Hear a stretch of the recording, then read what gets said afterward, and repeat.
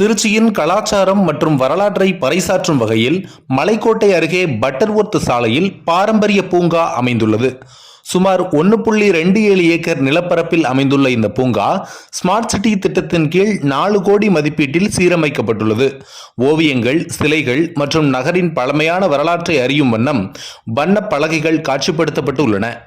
வீரமங்கை, ராணி மங்கம்மாள், கரிகால சோழன் மற்றும் ராஜராஜ சோழன் உட்பட நாட்டை ஆண்ட மன்னர்களின் சிலைகளும் இடம்பெற்றுள்ளது. கல்லால் செதுக்கப்பட்ட நுழைவாயில், குழந்தைகள் விளையாட உபகரணங்கள், திறந்த உடற்பயிற்சி கூடம், நடைபாதை மற்றும் பெரிய மூலிகை தோட்டம், ரோஜாக்கள், நீரூற்றுகள் ஆகியவை அமைக்கப்பட்டுள்ளன. மேலும் கலாச்சார நிகழ்வுகளை நடத்தக்கூடிய ஒரு ஆம்பி தியேட்டரும் உள்ளது. ஓய்வறைகள், குடிநீர் வசதி, இருசக்கர மற்றும் 4 சக்கர வாகனங்கள் நிறுத்தும் வகையில் பார்க்கிங் வசதி, பார்வையாளர்களின் பாதுகாப்பிற்காக கண்காணிப்பு கேமராக்களும் அமைக்கப்பட்டுள்ளன. இவ்வளவு அம்சங்கள் நிறைந்த இந்த பூங்காவை தனியாரிடம் ஒப்படைக்க மாநகராட்சி முடிவு செய்துள்ளதாக கூறப்படுகிறது. திருச்சி மாநகரில் 323 பூங்காக்கள் ஏற்கனவே உள்ளன.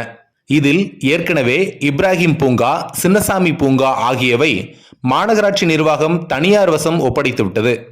இதில் ஏற்கனவே இப்ராஹிம் பூங்கா, சின்னசாமி பூங்கா ஆகியவற்றை மாநகராட்சி நிர்வாகம் தனியார் வசம் ஒப்படைத்துவிட்டது. அவர்கள் பார்வையாளர்களிடமிருந்து அதிக கட்டணம் வசூலித்து உள்ளாட்சி அமைப்புக்கு ஒரு குறிப்பிட்ட தொகையை மட்டுமே செலுத்தி வருவதாக குற்றச்சாட்டு உள்ளது.